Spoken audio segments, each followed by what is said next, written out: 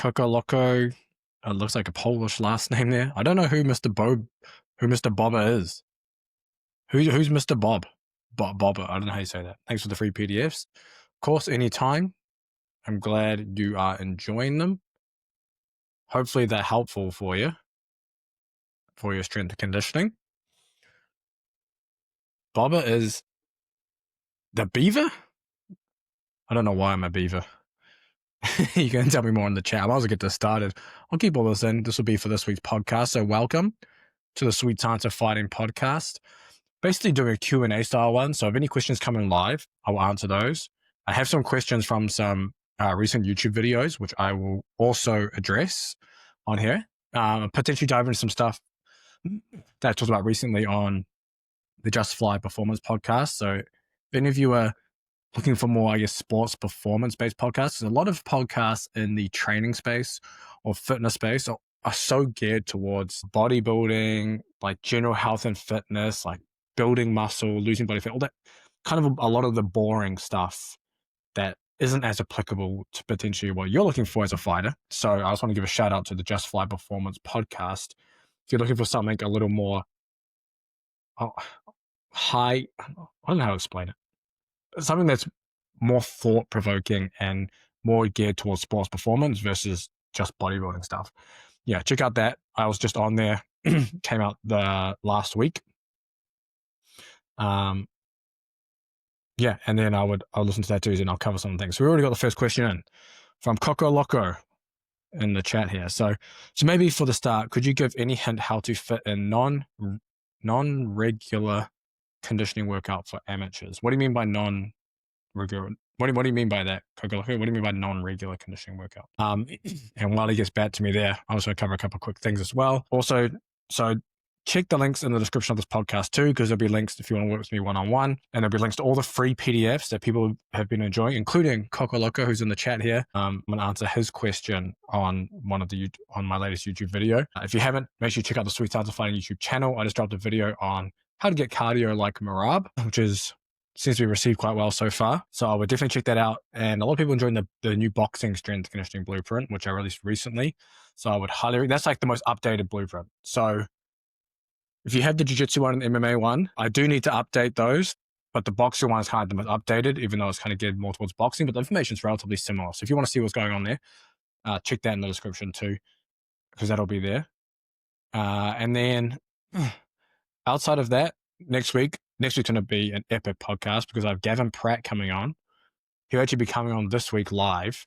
So he was the man behind Terence Crawford's transformation against Canelo. So he's the one who got him to move up the weight class and still be able to perform.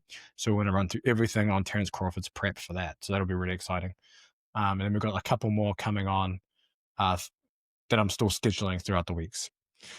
And also to help the podcast, if you're not a creator or making content at all, to highlight how important it is to be able to just even like the episode or leave a comment or share it, it's massive. It's pretty much the best thing you can do. So leave a review of the podcast on Spotify, Apple Podcasts. Leave comments, like it, share it, whatever. That stuff all helps. And let's go straight into this. Okay.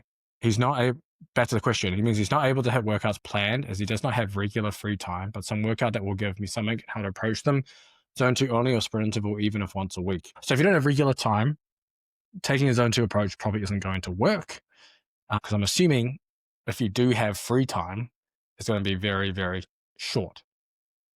In that instance, I would go a sprint interval approach. In fact, I do have my friend and I guess we'll call him client. I don't like saying client, but whatever. Friend and athlete is one of New Zealand's top grapplers, Jared Dell. He just competed a super fight over the weekend and crushed it. For him, we have no time. So he was teaching full time. Yeah, he's a teacher. I think he just left that job now, but he's still doing other things.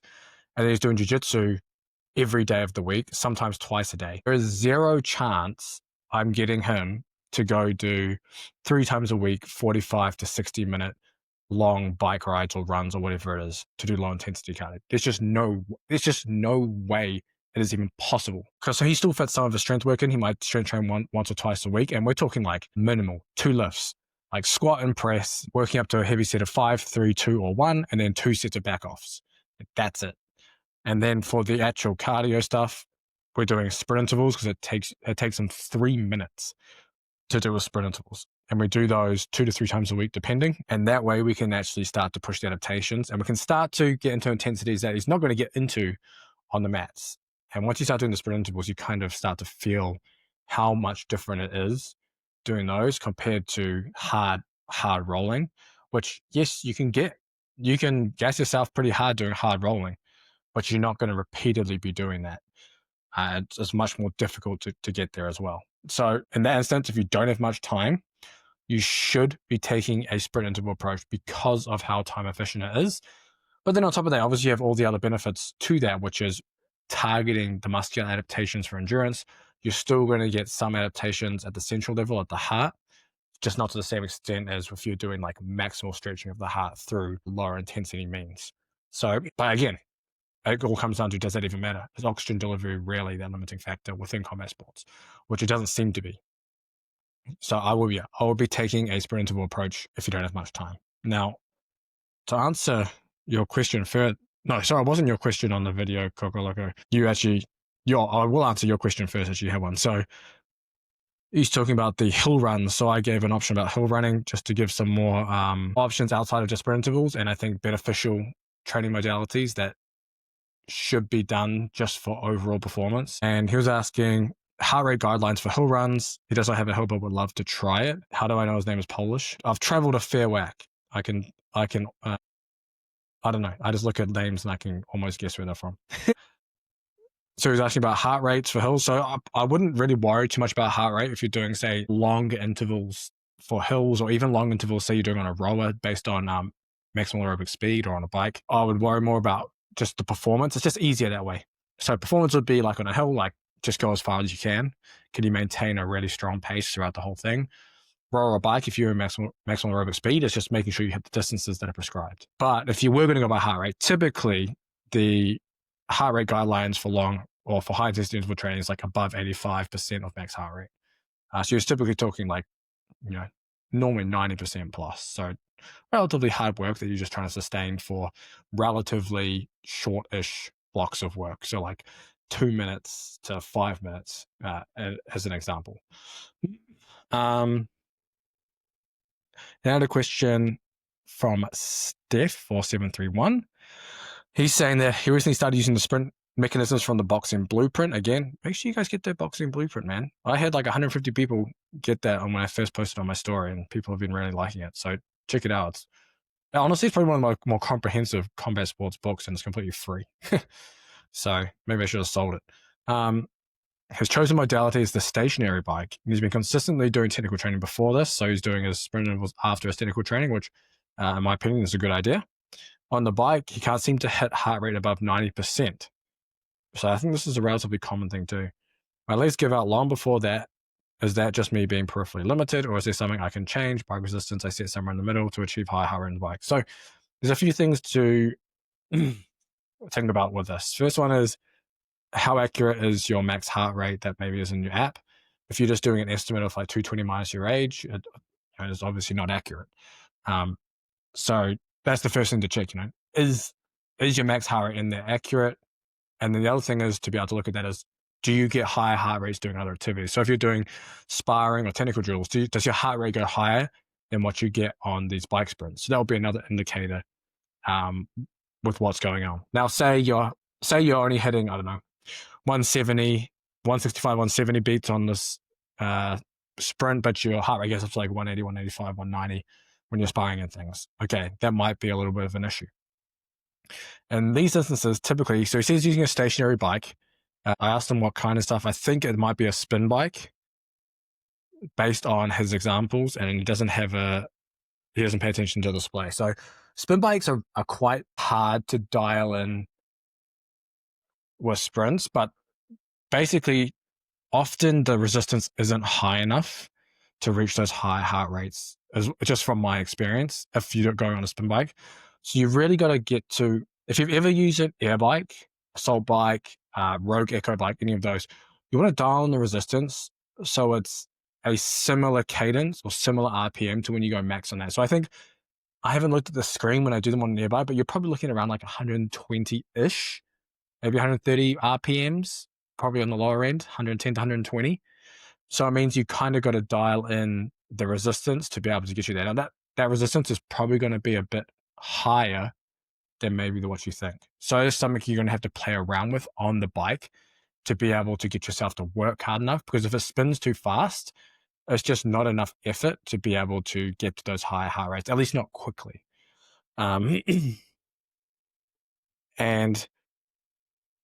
the other thing to cover, so I asked him what work, rest, and sets he's doing. So he said he's recently doing 15 seconds on, 30 seconds off for 8. And then 20 seconds on, 2 minutes rest for 6. Increased the work time to try and up the heart rate, but couldn't reach heart rate before his legs just gave out. It could potentially be just the legs not being used to it. It's hard to say. Your legs will always give out through the further sets, but the idea is that you're able to maintain, not exactly, but somewhat maintain the performance across all the sets. In this instance, I would look to play around with the resistance on the bike first. I would go straight to 2 sets of 30 seconds on, 60 seconds off. That's kind of like what we use for baseline. And then work our way down recovery from there, especially if you're not like looking at the heart rate stuff and trying to analyze the data.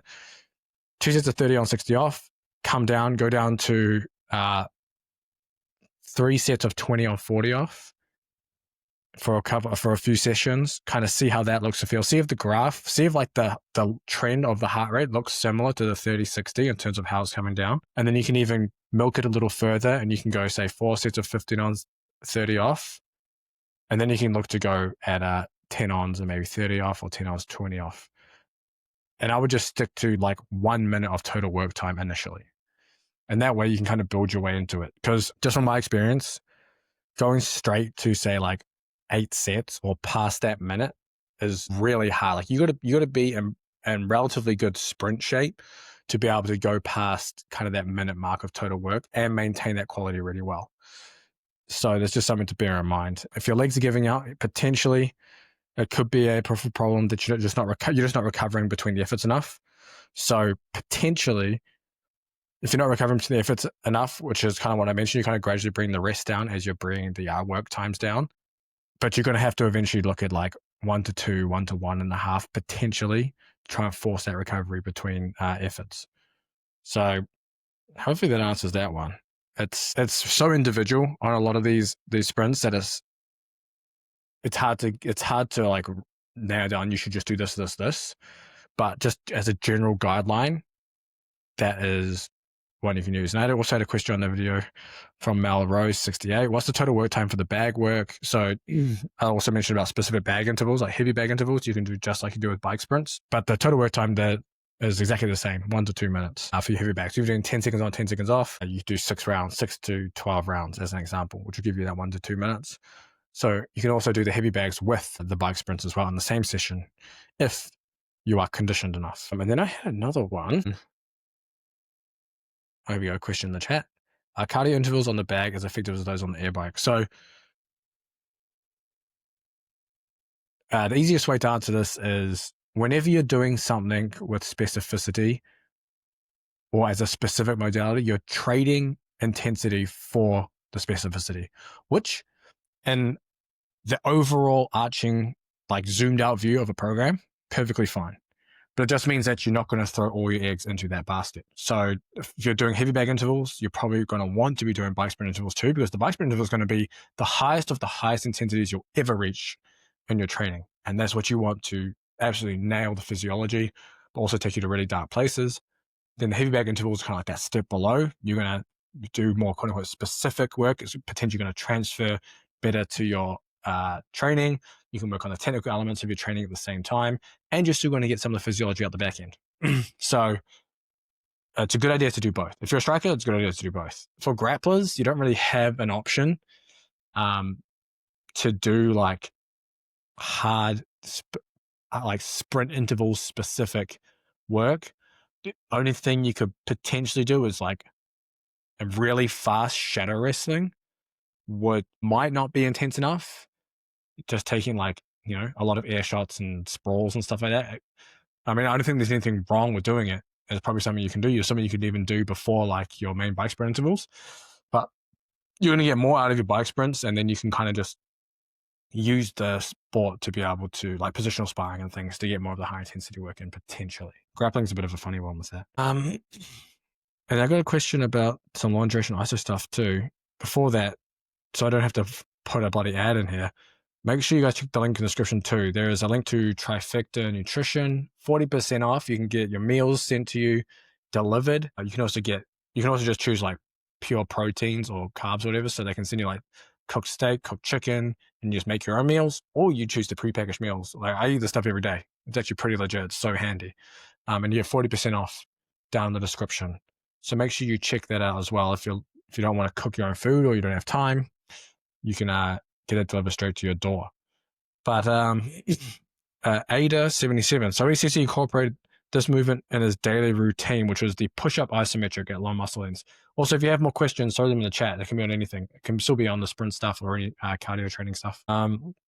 He says there's a question. I'll come to your question, Kokoloka, in a sec. But there's not much leverage in doing push-ups like this. It's more like stretching exercise. Pushing against horizontal bar while standing on the ground is game changer for him.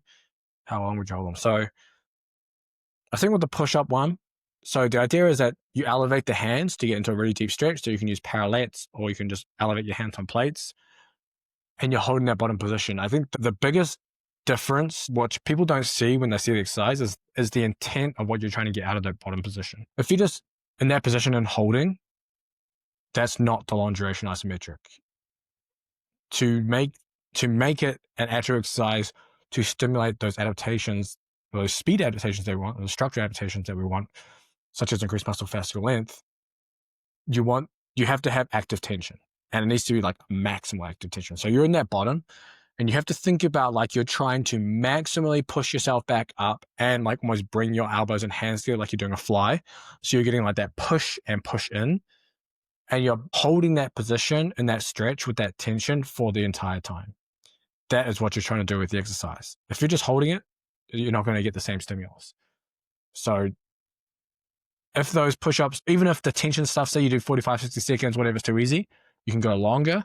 Or you can look to, say, elevate your feet, have more weight over your arms and hands, or get someone to put a plate on your back, any of these things to load it, and you can do the same thing. So that's just something to bear in mind as well, specifically with the isometrics. Another question in the chat. You have some experience with rugby, maybe it was soccer too. Do you think sprint interval would go good there, or something with longer duration? I mean, length to play is much longer. Yes, sprint intervals and team sport, any sport that requires aerobic energy. This pushes pretty much all of them. How would I phrase this? Any sport that requires some form of endurance benefits from sprint interval training. And I mean, sprint interval training has been done in rugby and soccer for a long time. They do a lot of research on repeated sprint ability. I would argue that a lot of the repeated sprint ability and the way repeated sprints are typically done are not done to the same intensity as what we're seeing now within combat sports. So it's a little different. But yes, you would do that because you're targeting the physiology that you want to be able to recover between efforts in a game. So you'll be looking at the same sprint intervals, and you're looking to improve mitochondrial function, improve mitochondrial content, so you have more of them, and then you're able to use oxygen and resaturate oxygen at much greater rates and much more efficiently than potentially other people, helping you have more endurance than the sport. And especially like within rugby, you don't have much time. It's like combat sports. You have very little time to prepare for seasons, for games during the training week, because think about all the things you need to cover within a training week. You've got like units, backs, forwards, scrummaging, lineouts, plays, counterattacks, formations of kickoffs, and then you got like playing structures, defensive structures, skills, and then you got to fit in speed work, gym work, conditioning work. You got everything, and you got a week. You're doing that within a week, and then depending on the competition, you're anywhere from 3 to 4 weeks to 3 to 4 months to prepare. So there's a huge range of time you have available to do things, and then time you have within a training week to be able to get things done. So sprint intervals make a very time efficient way to be able to essentially create those adaptations, especially in a way as well. Like you can do them running, but on a bike, you're not going to beat yourself up. That's like one of the main benefits of doing these things on a bike. You don't have to run. You don't have that risk of injury. You don't have the soreness and the fatigue that you might carry over from something like a running protocol. So it makes it usable for almost anyone. And you can do it and still train the next day and not be completely wiped. So that's, it works really well in all sports like that.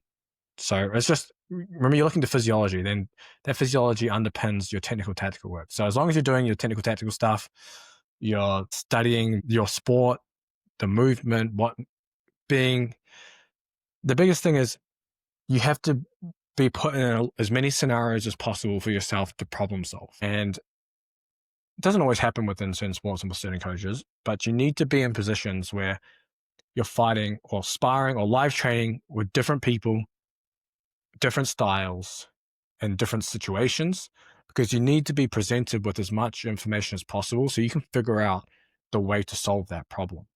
And I don't know if any of you have competed in, say, jiu-jitsu or boxing or whatever, but if you just train at your club and you're rolling with the same people every time and then you go to competition, it's so much different. Because yes, you have competition intensity, but even if you do competition intensity in class with the same people you are familiar with, you kind of understand their game, you understand their rhythm, you understand what they're trying to do. So invariably, it's going to be a slower roll or slower live training because you kind of understand each other's game. Whereas you have the uncertainty of an opponent in a competition plus the competition intensity on top. So it makes it really hard to kind of translate what's happening in, say, your local gym to a competition set, unless you are doing, say, open mats or sparring other random people that you don't know, because then you get presented with information that you may not have seen that you have to problem solve. And this is true for all sports. It's what we try and do a lot in rugby as well, is this idea of problem solving where you may be doing 3v2 or 2v1s or setting up different counterattack scenarios where players are coming in from different angles and you're having to find the space or do something with the ball. And it's about preparing the players to be able to see what's in front of them. Same thing in combat sports. You're trying to prepare yourself to see what's in front of you.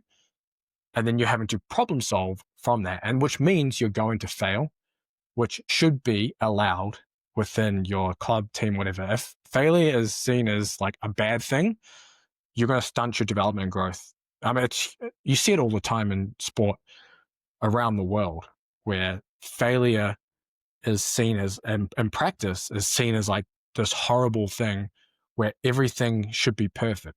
If everything's perfect in training, it means that nothing will be perfect in competition. I'm telling you that now. You have to fail in training, because that is what is challenging you to be able to figure out what to do. And players that are fearful of failure because they're having to do push-ups and burpees because they dropped the ball or whatever else, that's a huge problem, in my opinion. Just from the chat, agree. Even when you go to different places to train, I was doing it a little bit when he was training for work, and he skyrockets.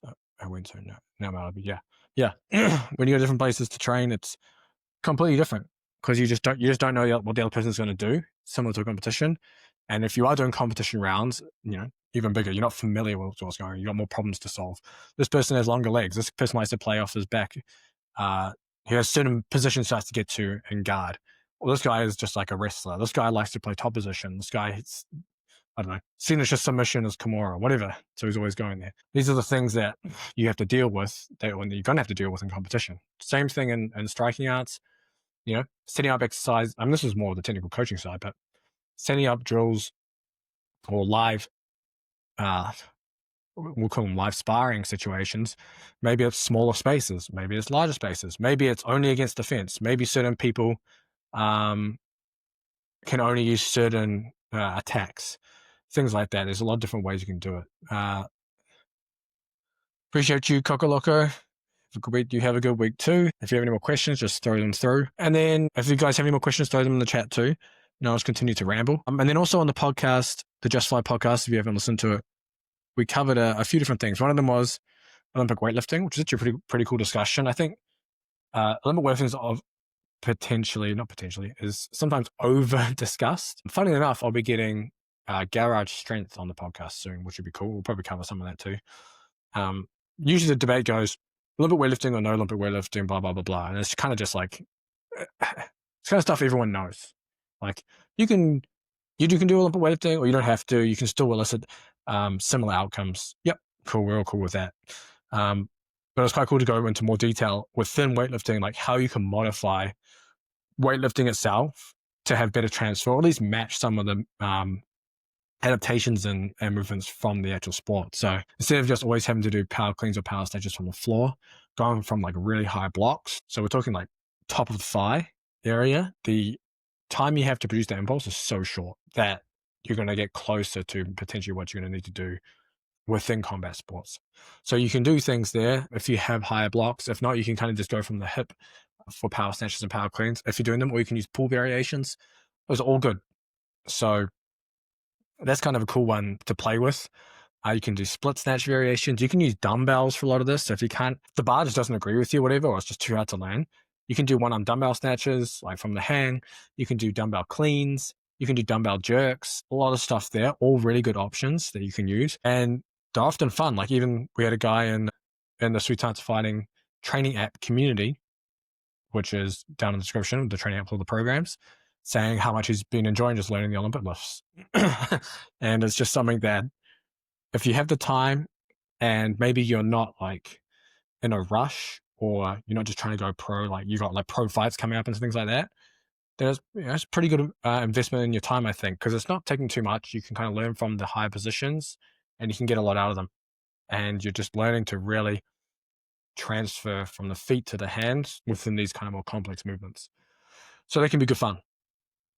So weightlifting, and then we touch on a lot of like activation, relaxation, kinetics, especially around oscillatory isometrics. I should find the video. I should post it. I'll post it on my Instagram actually. So what I'll do when you guys listen to this on Monday or Tuesday, I will have this up on Instagram on Monday or Tuesday, probably on Monday, of the pulse exercise. I hope I have it. I don't know if I actually have a video of it. I'll have to look. If not, I'll have to film one in a week and put it up. So it's not there. It's because I can't find it. I have to film one. But it's essentially a single leg glute ham raise, and you're just essentially pulsing. So you're kind of like trying to move the body up and down as quickly as possible, and it just makes it like it feels really good on the hamstring because it just absolutely like munches it on the way down. Munches it, I mean like it like pulls it tight. So it ends up being like an oscillatory isometric where you have to kind of switch on and off. It also ends up being like a fast eccentric. So it's a nice one for the hamstrings. Probably not as, what would you call it, applicable in combat sport, but still useful. So, but we went down the rabbit hole of kind of oscillatory isometrics and activation relaxation. And there's definitely a place for some of these oscillatories having to like kind of pulse. The activation relaxation side has kind of like been my jam recently, really going down the rabbit hole and a lot of that stuff. Because I think it's almost neglected in terms of a thought process of what's going into a training program and what someone's maybe trying to achieve out of it. Because like there's one particular exercise that I look at and I'm like, I don't know if that is I don't know if that is doing the right thing. And that would be like, for example, you see a lot of like banded dumbbell benches. So the band around the back or around the bench and the hands and the dumbbells, they're doing dumbbell bench with the accommodating resistance from the bands. And there's two reasons why I just really don't like that exercise. The first one is if you're using accommodating resistance with the bands, you're using it to basically reduce the deceleration of the implement through the later half of that concentric phase. So typically, say if you're doing a bench press with the bar, around 50% of that concentric phase, so the 50% at the end, is just spent decelerating the bar to the end. Because if you didn't decelerate it, you're just going to pop your limbs out. So it doesn't matter how much weight's on the bar, you're just going to decelerate at the end. What's going to get worse as you push it faster, lighter weights. When you add the bands to the dumbbells, you're not getting that effect because the dumbbells are unstable. So even if you're pushing it, you've got like this unstable implement with the bands, and you're not getting that acceleration anyway to the same extent as you are with the bar. So that's the first thing. And the second thing is with the bands. Now, I'm not saying like you can't use them, and it's not like you can't do band to bench. Like you can do band to bench for sure. But specifically if you're going like these aren't fast dumbbell benches. These are kind of like a normal dumbbell bench with a band. It takes away. Okay, not takes away. It makes it even more quote unquote pushy or active throughout the entire range. So if I was doing, say, a throw or a sweep bench, I'm going to have some of that relaxation as I try and push. But with the band, you're just getting more and more tension as you push through. It's having more and more tension as you push through. Is that what you want out of your striking action? Now, again, just because you do something doesn't mean it's suddenly going to transfer over and you're going to be pushing all your punches and everything's going to be slow. But I'm just thinking like macro adaptation. You know, why use, what are the added benefits of adding that band to that exercise? That's kind of what I'm trying to get at. So anyways, back to activation, relaxation, like this idea that speed, especially cyclical speed. So that's going to be throwing a punch, bringing it back. There's going to be throwing a punch, bringing it back to throw the next punch, to be able to rotate the shoulders and the trunk as you go from strike to strike to strike. Same thing with kicking. It's limited by the relaxation time or your ability to relax in the cycle because you have the activation, which is say throwing, and the relaxation is coming back and turning into the next punch, but to activate again. And if you can't relax fast enough, you can't throw them fast enough. So training ideally should be looking to facilitate some of this. Now, that doesn't mean everything you do is going to be kind of like this twitchy thing or funky stuff, but it means that you may, for more velocity-based or striking-based athletes, you may spend more time doing more explosive style work than you will, say, under a barbell doing traditional lifting. In fact, in these instances, you can still do a lot of high-force work without even a barbell.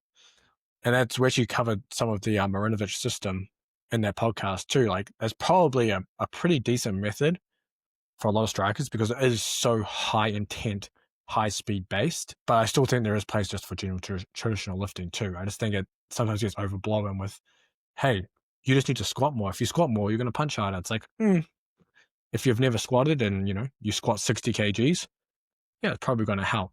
You squat 1.5 to 2 times body weight. Now we're looking at, is it even worth, like, does it even matter at that point? If I go to 2.2 from a 2 times body weight squat, is that going to matter in the sport of any striking art when the force, when the maximal force requirements are so low? And there's a really cool graph by, I think it's Lachlan James. He posted it on LinkedIn a little while ago. And they showed the shared variance, basically the shared qualities between a peak force of an isometric mid-thigh pull, which is like, it's basically your highest force capacity you can do maximal strength-wise, with rate of force development at certain time points. And as the time to produce force becomes lower, the shared variance or the shared quality between these two qualities becomes less and less and less, which means at 50 to 150 milliseconds, which is where you're going to be within striking, that shared variance is so low that improving maximal strength is likely not going to improve your ability to produce force in those shorter time frames by that much. So then you're looking at kind of more of that fast eccentric work, explosive style, ballistic training, even something oscillatory isometrics, and be able to switch on and off. These things all play a role in this kind of early rate of force development that we're kind of looking for, and the kind of rate of force and rate of power development that we want as strikers. Within grappling, again, I've mentioned this a lot on the podcast. It's a sport that benefits so much just from being big and strong, and you don't have these periods where you have to generate force and impulse in 130 milliseconds. You've got a lot of time. Once you've got a hold of someone, you can kind of grind it out. And it also depends on the style of your game. You can have a really grindy style of wrestling or jiu-jitsu, or you could even have more like a Greco-Roman style wrestling within jiu-jitsu as well. So there's, you got different styles and different game plans and things that are going to benefit more from certain things. But in general, just like strength and size is just it's just kind of works so well in those sports. So yeah, it was a really cool chat there, and hopefully you guys got something out of it. With the activation relaxation stuff, I've covered. If you're not familiar with it, I've actually covered. If you go back a few videos on the Sweet House Fighting channel, I've done quite a few videos on this activation relaxation, even on like the How to Punch Harder video and a bunch of other stuff. So I highly recommend you check those out. And look out for the Gavin Pratt one, the Gareth Strength one coming. We've got a couple more coming on, another UFC PI one. So yeah, there should be some good stuff coming out soon. So make sure you keep up the podcast, like it, leave a review, all that good stuff. It all helps this podcast grow. And if you have any questions, shoot them through to me. Check the links in the description. And I'll catch you guys in the next podcast.